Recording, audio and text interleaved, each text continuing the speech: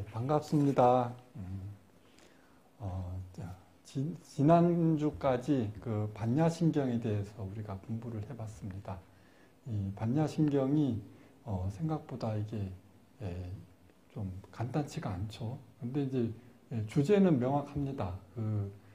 모든 나와 이 세상 모든 것이 오온이 다 공한 줄을 알고 그렇게 받아들이면 모든 괴로움, 고통으로부터 벗어날 수 있다. 이 주제 하나로 이제 그 다음부터는 부연 설명이니까 우리가 주제만 알고 이렇게 항상 명심하고 살아가면서 그걸 실천해 나가는데 그렇게 이제 초점을 맞추고 살면 됩니다. 오늘부터는 이제 이 금강경에 대해서 말씀드릴까 합니다. 금강경은 우리 조계종의 소위 경전이죠. 그 조계종에서 가장 중요하게 생각하고 가장 많이 독송하고 있는 그런 경전이 되겠습니다. 금강경이라 하면 영어로 이제 다이아몬드 수트라, 금강이라고 하면 이게 가장 귀중하고 강한 그런 그 보석이죠. 금강이 이제 모든 번뇌 마장을 깨트리는 금강이라는 것은 어떤 것으로부터 깨어지지 않고 또 모든 것을 부술 수 있는 그런 힘을 가진 그런 의미가 되는 거니까 이 금강경이라고 하면 모든 번뇌 마장을 깨트리는 힘을 가진 그런 경이다. 그래서 우리나라 불교 신도분들이 가장 좋아하고 있지 않나 그런 생각을 하게 됩니다. 금강경 처음부터 한번 읽어보겠습니다. 여시아문 일시불제 사위국 기수급 고도권 여대비구 중 1250인구 이와 같이 내가 들었다.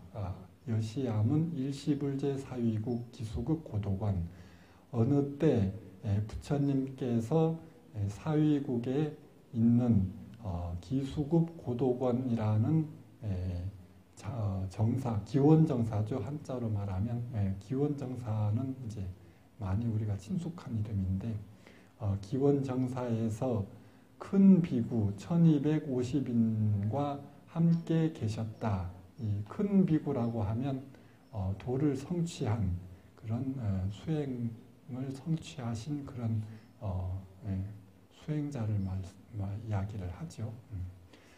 이시세존 식시 차의지발 입사위대성 걸식 어기성중 차제거리 환지본처 반사흘 수의발 세족이 부자이자 이때 세존께서 식시차의지발 공양할 때가 되어서 가사를 수하시고 바루를 가지시고 바루를 수하시고 사위대성에 들어가서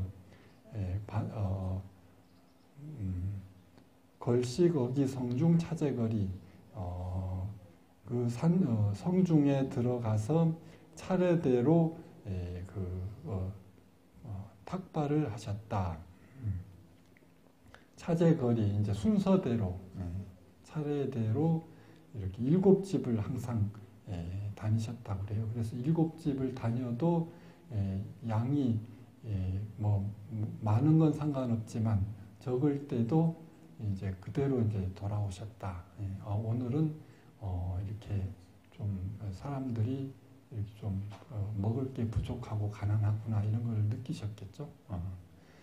그래서 이제 환지본처 반사을 수입할 세족이 부자이자 원래대로 돌아오셔서 식사를 하시고 반사을 수입할 식사를 하시고 옷과 바루를 정돈하시고 발을 씻고 이제 자리를 펴고 앉으셨다. 이제 자리를 펴고 앉으셨다. 맨발로 다니셨으니까 항상 이제 발을 씻고 이제 이제 시장로수보리 이제 이 금강경이 처음에 이제 부처님께서 날마다 이렇게 탁발하시는 이 장면부터 이렇게 소상하게 이야기가 되죠. 이걸 보고 사람들이 그렇게 이제 신심을 내는 모양입니다. 아, 부처님께서는 이렇게 생활하셨구나. 이걸 갖다가 이게 피부로 이제 이렇게 알 수 있는 그런 대목이죠. 그래서 사람들이 더 금강경에 더 친근하게 느낄 수가 있고, 그리고 이제 이 전통이 부처님께서 이제 이렇게 탁발하시고 이렇게 살으셨던 이런 것을 지금까지 계속 꾸준히 이 남방 불교에서는 미얀마, 태국, 스리랑카 이런 남방에서는 이렇게 계속 그 전통을 이어져서 지금도 스님네들이 일자로 쭉 줄을 서서 탁발을 하고 이렇게 생활을 한다고 하죠. 물론 이제 부처님처럼 7집만 다니는 건 아니겠죠. 근데 이제 그렇게 탁발을 하고, 그래서 이제 우리나라 사람들도 그 여행하면서 그런 광경을 보고는 정말 이제 환희심이 나고 신심이 나서 그 탁발하는 광경을 보고 이제 신심이 나서 거기에 더 머물고 또 그런 스님들도 거기에서 이제 같이 계속 살면서 그렇게 공부하고 탁발하고 이런 생활을 하시는 분들이 많다고 그래요.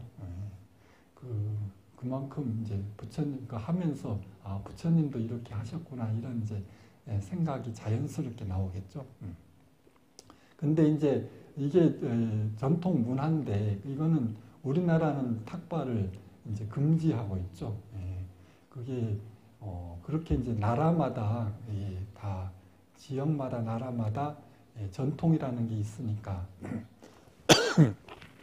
이 탁발이라는 것이 인도에서는 이렇게 이제 수행자는 의뢰이 이렇게 이제 탁발하면서 생활을 하는 거고, 이제 중국에 들어와서 이제 선종이 시작되면서 그 달마대사로 해서 육조 해능까지 넘어오고, 그래서 이제 육조 해능의 제자가 남학회양선사 제자가 마조도일이 있고, 마조도일의 제자 중에 이제 백장회 스님이 계시거든요. 그 백장회 스님이 백장청규라고 해서 일일 부작이면 일일 불식하라. 이게 하루 농사 짓지 않으면 일일 부작이면 하루를 굶었다. 그게 이제 백장청규에 이렇게 나오는 대목인데, 그만큼 저는 이 대목을 보고 부처님 당시에는 그 농사를 금지했거든요. 농사 짓지 말고 탁발에 의지해서 수행자는 그렇게 이제 가난하게 탁발에 의지하면서 살도록 했는데, 중국에 넘어오면서부터 그 앞전에는 모르겠어요. 근데 이제 선종이 중국에서 이제 그 자리를 잡으면서 이 백장 스님에 의해서 확실하게 이제 선원 청규를 정하고 완전 단체 집단 그런 체계가 잡히는 거거든요. 그래서 근데 이제 부처님께서 농사짓지 말라고 했던 것을 이 백장 스님 때가 되면 하루 농사를 적극 장려해서 자급자족 그 사원에서 자체 안에서 모든 것을 농사지어서 먹고 사는 이런 체계를 정립하신 분인데, 저는 이 대목을 보고 오히려 더 신심이 나는 겁니다. 부처님께서 하지 말라고 했던 것을 선종이 확립되고 백장스님께서 하루 일을 하지 않으면 밥을 먹지 마라 이렇게까지 할 정도면 그만큼 얼마나 자신감이 있었을까. 저는 이제 그런 부분이 느껴져서 부처님께서 하지 말라고 했던 것을 당당하게 우리는 이렇게 산다. 이걸 확실하게 표방하는 자급자족 이런 이렇게 사원 운영을 이렇게 체계를 잡는 것 자체, 그러고 이제 생활에 수행하면서 자급자족 생활을 하면서 살아가는 이런 선원가풍이 이렇게 저는 오히려 더 얼마나 스스로 수행에 대해서 자신감이 있으면 그렇게 할 수 있는 거다. 그러니까 모든 규칙은 완전히 이게 부처님이 말씀하셨다고 해서 물론 중요한 대목은 반드시 지켜야 되겠죠. 근데 이제 이런 부분, 생활에 대한 부분은 각 지역, 각 나라, 각 시대별로 이제 변화하잖아요. 거기에 맞춰서 자기 이제 그때그때마다 거기에 맞도록 이렇게 새롭게 만들어 갈 수 있는 것이 선종의 힘이 아닌가, 수행의 그런 깨어있는 정신이 아닌가, 저는 이제 그렇게 받아들여져서 이런 부분들이 오히려 더 저는 신심이 나는데, 물론 이제 남방 여행하면서 이렇게 이제 부처님 당시에 그렇게 했던 그대로 이렇게 계속 탁발하면서 살아가는 모습도 그렇게 그걸 이제 엄청 이제 신심 있게 봐서 그렇게 자기도 그렇게 생활하면서 살아가는 분도 계시지만, 저는 오히려 이런 이제 각 시대 나라에 따라서 그 시대에 맞는 법을 새롭게 만들어가면서 살아가는 이런 깨어있는 정신이 더 저는 좋아 보인다, 이런 말씀을 드리는 겁니다. 그 다음에 장로 수보리 제대 중중 즉종 자기 편단우견 우술착지 합장공경이 백불은, 이때 장로 수보리가 대중 가운데서 있다가 자리에서 일어나 편단우견 우술착지, 오른쪽 어깨를 드러내고 오른쪽 무릎을 꿇고 합장공경이 백불은, 합장하고 공경하게 부처님께 사례였다.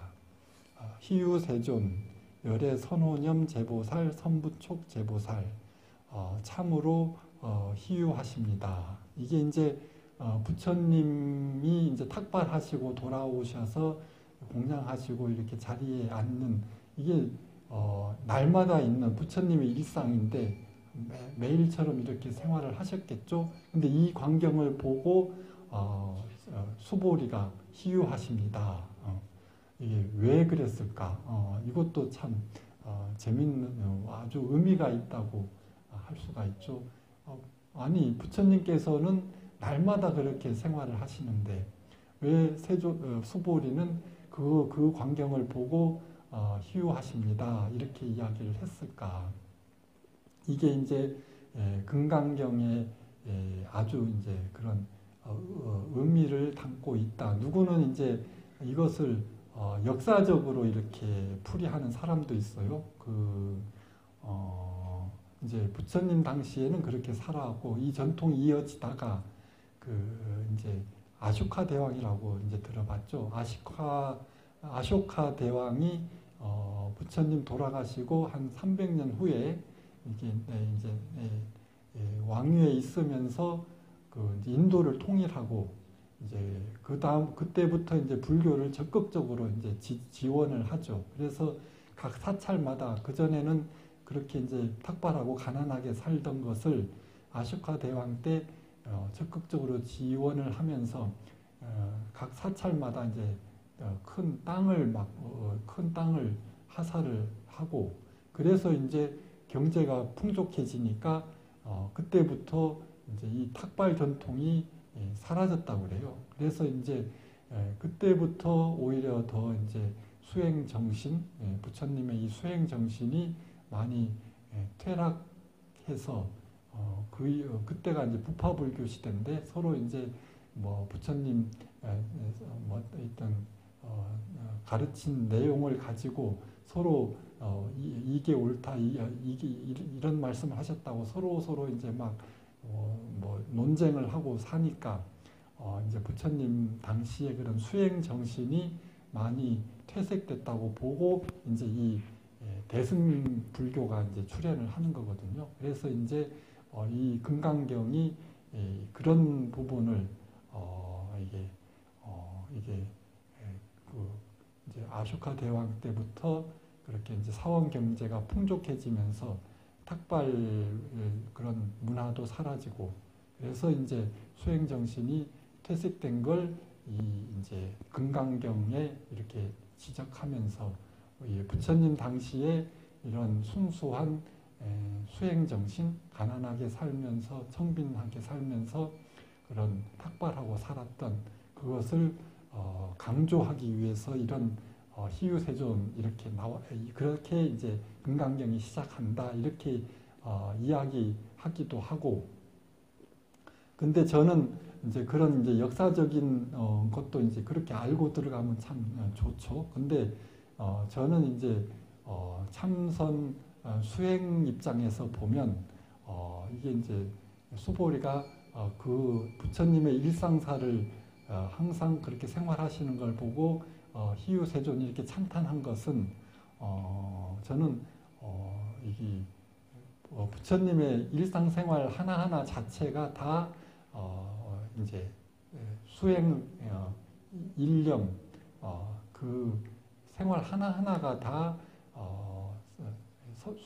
선정산매를 벗어나지 않는다. 그 가운데서 모든 수행이 이루어진다. 더 이상 뭘 구하고 찾고 뭐 특별한 경계를 추구하는 것이 아니라 이 수행 자체가 생활 안에 그대로 부처님의 일상 일거수일투족 하나하나에 다 수행이 그런 선정산매가 그대로 살아있는 것을 보고 수보리가 희유세존 이렇게 참 거룩하십니다.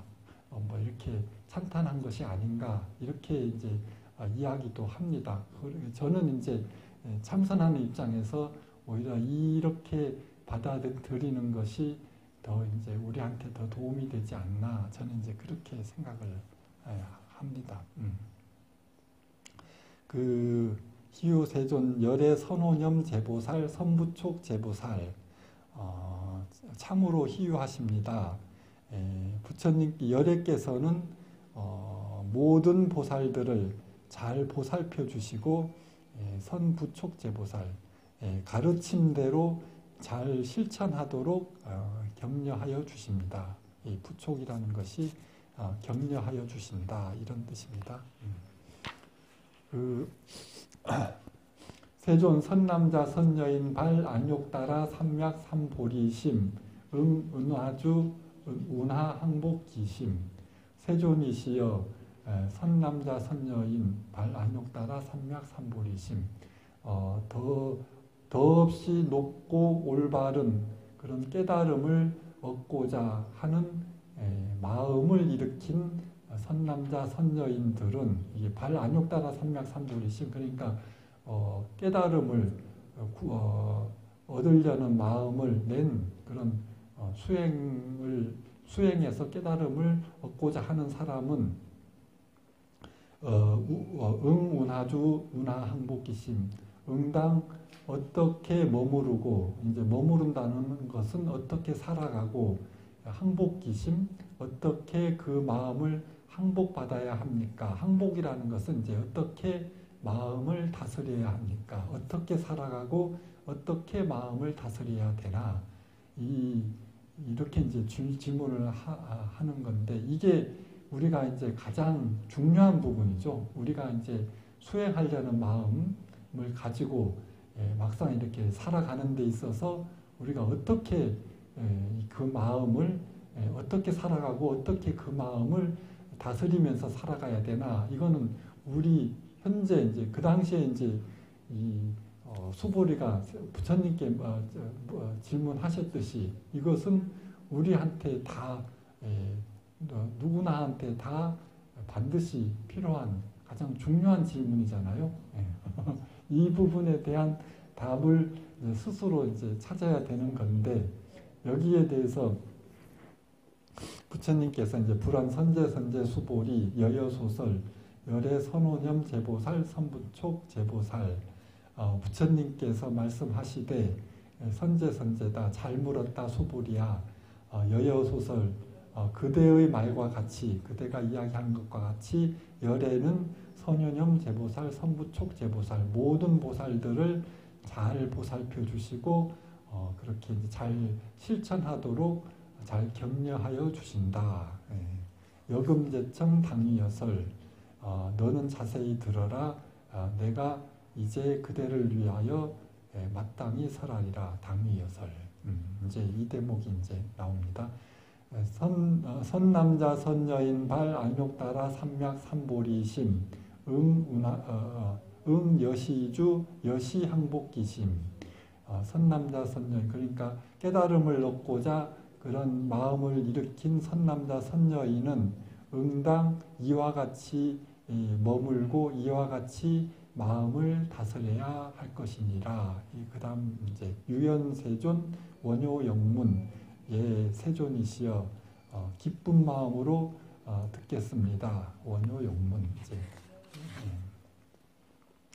불고수보리 제보살마살 여시항복기심 부처님께서 수보리에게 말씀하시되 모든 보살마살은 이와 같이 응당 이와 같이 그 마음을 항복받는다. 이제 다스릴 것이다. 이제 이와 같이 마음을 다스려라. 이렇게 이제 부처님의 이제 가르침이 이제 나옵니다. 소유의 일체 중생 지류 약난생 약태생 약습색 약화생 양유색 양무색 양유상 양무상 약비유상 비무상 악의 영입 무여열반 이멸도지. 근데 이게 생각보다 부처님께서 이제 수행하려고 마음 낸 사람은 어떻게 그 마음을 다스려야 됩니까? 이러면 이제 어떻게 구체적으로 이렇게 어떻게 수행해라 이렇게 말씀하시는 것이 아니고 이제 이 우리가 이제 보통 생각하는 것 이상으로 전혀 이제 생각할 수 없는 말씀을 하십니다.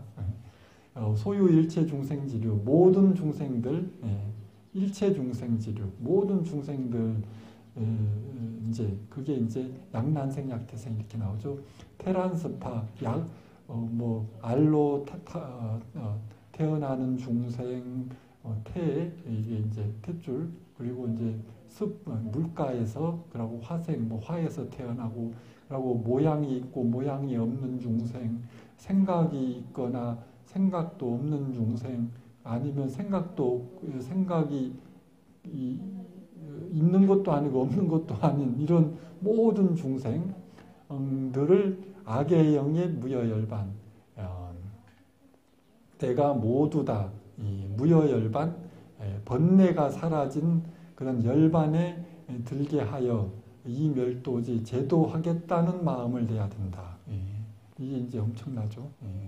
그만큼 그렇게 수행하려는 마음을 낸 사람은 어떻게 수행하고 어떻게 하고 이런 구체적인 이야기를 하는 게 아니고 이런 이제 우리가 이제 생각할 수 있는 모든 범위 이게 이제 약난생 약태생 이게 이제 이게 도대체 이게 무슨 뜻일까 도대체가 모든 테란스파 모양이 있거나 모양이 없거나 생각이 있거나 없거나 생각이 있지도 않고 없지도 않거나 이렇게 이런 게 도대체 무슨 의미가 있을까 각중에 이제 지금 우리가 보면은 상당히 좀 이게 생각하기 어려운 좀 한마디로 요즘 말로 말하면 좀 황당한 그런 말씀을 이렇게 하고 계시는 겁니다. 그래서 이제 중요한 것은 저는 이게 이제 약난생 약태생 이게 도대체 이렇게 이게 이제 생각할 수 있는 최대치인 것 같아요. 생각할 수 있는 최대치. 이게 부처님께서 이제 모든 중생들이라는 것이 우리가 눈으로 보고 이렇게 우리가 흔히 볼 수 있는 것들은 주변에 개나 고양이나 아니면 이런 새 뭐 아니면 곤충들 이런 수준인데 우리가 이제 흔히 접하는 이런 중생뿐만이 아니고 이런 존재들만이 아니고 생각의 최대치, 생각할 수 있는 모든 범위 안에 있는 모든 중생 그것을 다 열반에 들게 하는 그런 큰 마음 이제 보살심을 내야 된다는 겁니다. 그리 이게 이제 금강경이라는 것이 대승불교, 대승사상을 이제 표방하는 거의 이제 초기 대승불교 경전이라고 이렇게 이야기할 수가 있는데 여기서 이제 대승불교의 특징, 보살심, 큰 원력을 수행하려면 이렇게 큰 마음을 내야 된다 이런 걸 갖다가 딱 강조를 하는 겁니다. 이게 이제 불교 대승불교의 특징이다. 저는 이 대승불교 이제 부처님이 초기 불교 그 다음에 이제 막 그게 부처님 말씀하신 걸 가지고 네가 옳다 내가 옳다고 막 이게 막 번잡하게 나온 것이 아비달마 부파불교고요. 거기서 이제 그 부파불교를 비판하면서 부처님의 이제 그런 초기 수행 정신하고 이제 대승 이제 큰 이제 여러 중생들하고 같이 여러 중생을 굳이 이제 제도하는 그런 이제 원력을 강조하고 나온 것이 같이 이제 수행해서 열반으로 가야 된다. 이걸 강조하고 나온 것이 이제 대승불교 사상인데 그 대승불교 사상을 이게 가장 대변해 주는 것이 또 이런 대목이다. 이렇게 받아들이면 됩니다. 저는 이 대승불교 저는 마음 수행하면서 참선 마음 수행하면서 항상 내가 지금 당장 할 수 있고 할 수 있는 부분을 이제 만을 생각하고 이제 그 부분을 이제 실천하면서 살려고 그렇게 하고 그렇게 살려고 애를 쓰고 있는데 이 대승불교 사상은 이런 참 솔직히 말하면 좀 감당하기 어려운 생각하기 어려운 물론 이제 주변 사람들을 좀 어떻게든 같이 수행하고 같이 이제 또 이제 이렇게 뭐 수행 잘 하도록 이끄는 그 정도의 이제 마음을 내고 사는 것이 가장 현실적이고 가장 뭐 합리적이잖아요. 근데 이제 이 금강경의 첫 대목이 벌써 이게 생각할 수 있는 모든 중생 그런 존재들을 내가 다 그렇게 열반에 들도록 하겠다 이런 마음을 내야 된다는 겁니다. 이제 수행하려는 마음을 낸 사람은 응당 이런 마음을 내야 된다는 건데 이게 이제 저는 대승불교 사상을 보면서 말은 참 아름답고 참 대단하지만 저는 수사의 언어의 극치라고 봅니다. 언어의 극치. 우리가 생각할 수 있는 모든 그 이상은 어떻게 표현하고 감당할 수 없는 그런 사상의 극치를 이렇게 강조한다. 그래서 말은 참 아름답고 거룩하지만 우리가 과연 실천을 할 수 있을까? 그런 마음을 진짜 낸다는 것이 진짜 내가 지금 당장 그런 마음을 이제 내라고 하면 만약에 낸 사람이 있으면 그게 우리가 이렇게 그런 사람하고 이렇게 대화를 했을 때 우리가 과연 정상적인 사람이라고 생각할 수 있을까? 좀 이제 상식적으로 생각해서 이제 의문이 갈 수가 있죠. 오늘날 우리가 저는 항상 수행이라는 것은 이제 상식적으로 생각하고 그렇게 받아들여서 생활해야 된다고 생각하는데 만약 이렇게 엄청 내가 진짜로 이 모든 중생 눈에 보이지도 않는 그런 모든 중생까지 내가 열반에 들도록 해야 되겠다 이런 이제 큰 발심 원력을 가져야 된다고 이제 금강경에서는 이야기하고 만약 우리 주변에 그런 사람이 실제로 있으면 그런 사람하고 이제 대화를 했을 때, 아, 저 사람이 정말 저런 실천 가능한 생각을 하고 있을까? 이런 의문이 당연히 들지 않을까. 저는 그래서 이제 이게 이제 왜 이런 말을 하냐면, 이거는 우리가 이제 꼭 이게 실천 가능한 뭐 이런 의미보다 이제 대승불교 사상은 이런 사상, 이런 것을 강조한다. 이런 부분을 우리가 이제 이게 이제 알기만 해도 이렇게 대승불교 사상은 이렇구나. 이런 부분을 강조하고 있구나. 이거를 우리가 이제 알기만 해도 그런 뭐 이해만 해도 된다. 저는 이제 그렇게 생각하고 받아들였으면 좋겠다. 이런 이야기를 하는 겁니다. 괜찮죠? 항상 저는 참선하는 입장에서 현실적으로 내가 할 수 있는 부분에 충실하려 하는 것이 가장 기본적인 거고, 그래서 이 순간 내가 만나는 사람, 그리고 내가 하고 있는 일, 거기서 이제 수행하는 마음으로 항상 살려고 이렇게 한다. 이제 그런 입장입니다. 그 다음에 여시 멸도 무량무수 무변 중생 실무 중생 등멸도자, 이렇게 이제 모든 중생을 열반에 들도록 하겠다는 마음을 내지만, 여시 멸도 무량무수 무변 중생, 이와 같이 헤아릴 수 없는 무량무수, 헤아릴 수 없는 무변 중생, 많은 중생을 제도하였지만, 여시멸도 제도하였지만 실무 중생 등멸도자, 실로 제도된 중생은 하나도 없다. 하이고 무슨 까닭이냐? 약보살, 유아상, 인상, 중생상, 수자상, 즉비보살.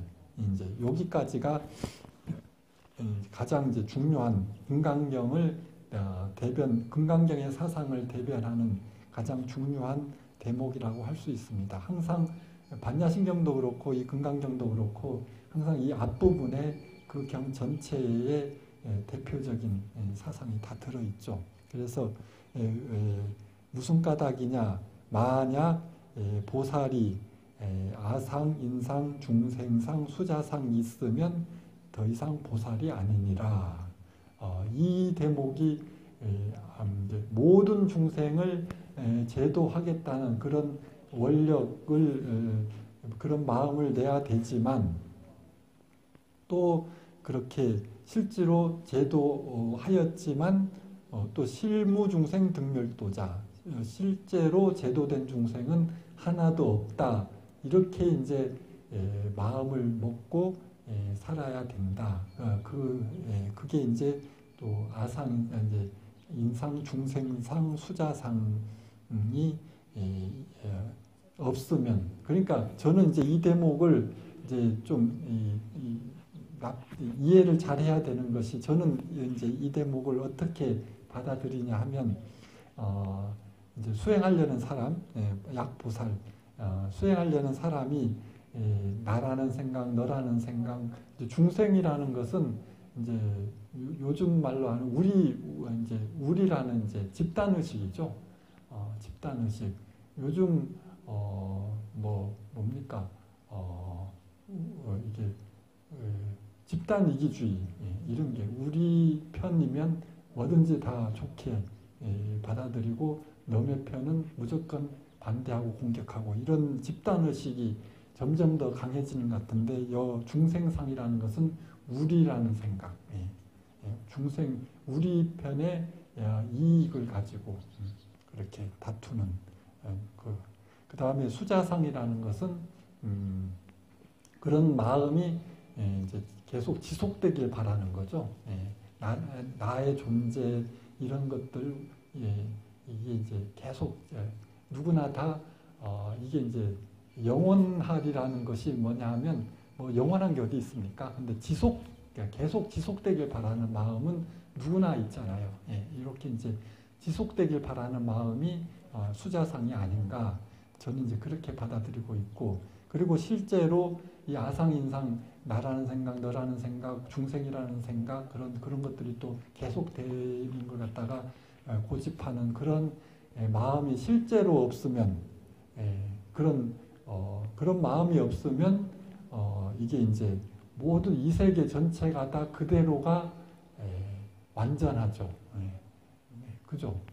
그런 이제 그 부분을 여기서 이야기했다고 봅니다. 나라는 생각, 이런 상이 일체 없으면, 아니 나도 없고 놈도 없는데 이렇게 그러면 이제 중생 이제 제도해야 될 당이 처음에는 이제 수행하려면 제도하겠다는 마음 원력을 내야 되는데, 근데 그렇게 이제 제도를 마음을 원력을 발해서 제도를 했다고 하더라도 이제 실제로 제도된 중생이 하나도 없다는 것은, 만약 이런 아상인상, 나라는 상이 없으면 중생이라는 상도 당연히 없고, 뭐 그런 일체 중생에 대해서 제도된 바가 당연히 그대로가 다 열반이죠.